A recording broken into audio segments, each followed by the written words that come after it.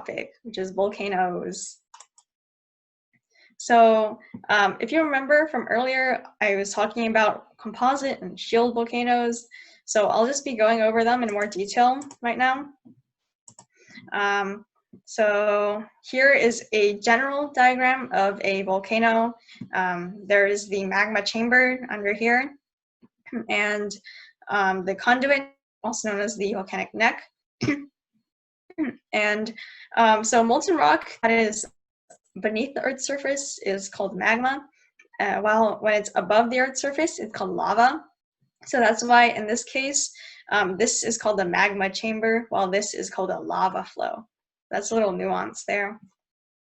And so there's often ash clouds, and this little piece that crosses over the rock layers is called a dike, so AE. While when the magma goes in between the rock layers, that's called a sill. So this was just general anatomy of a volcano, and I'll talk about the specifics next.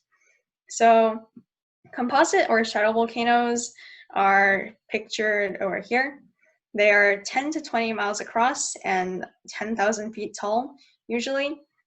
So they are made up of alternating layers of cinder and lava, and the cinder can also be pyroclastic flows.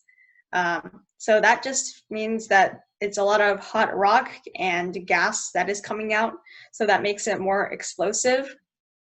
And the lava is just, like the lava comes out, and then the cinder or pyroclastic flows will come out and pile, so that will form a layered appearance. So I assume that this is a composite volcano because you can see the layers. I'm not actually sure because I just stole this off of a generic website. And then the next main type of volcano is the shield volcano. So it is actually hundreds of miles across and also 1,000 feet tall. So it looks a lot flatter. You can't really tell from this picture, but they are just very big and flat. And their magma is low in viscosity and basaltic. So basaltic as in it contains a lot of basalt that has melted.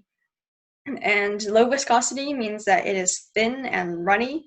So it is not explosive, so the lava kind of just like flows to the side. And so that means that the actual volcano is composed mostly of just lava flows and not the cinders that were in the composite volcanoes. And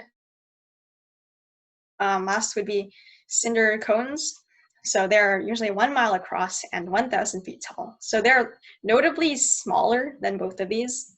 And they're mostly composed of basaltic or andesitic cinders. So basalt from earlier and andesite is another igneous rock. So the cinders are also from these pyroclastic flows. So these are more explosive than, say, shield volcanoes. And because they are so small, you can actually find them on top of like other volcanoes.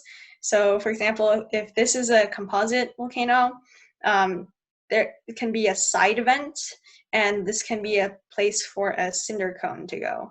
So just two vents where lava can come out. And calderas are another notable landform related to volcanoes. So they result when a volcano basically collapses in on itself after it erupts. So this happens because once a volcano erupts, then there is a bunch of magma that is lost. So the top part of the volcano over here, like this top part, will not have any more magma to support it. So the volcano kind of just like caves in. And this giant crater, and that's called a caldera. So this over here is the Yellowstone caldera, and it is 34 by 45 miles, so it is very big. So the volcano is also very big, and it is actually so big and has so much, and the magma chamber has so much magma that is actually called a supervolcano, which is an entirely different category of volcanoes. And so a lot of people are like terrified of this thing erupting, and people are saying that it's like an eruption is overdue and we're all going to die, but that's actually not really likely because volcanoes don't actually go by a set schedule. So not going to die anytime soon because of this eruption. So don't worry about that.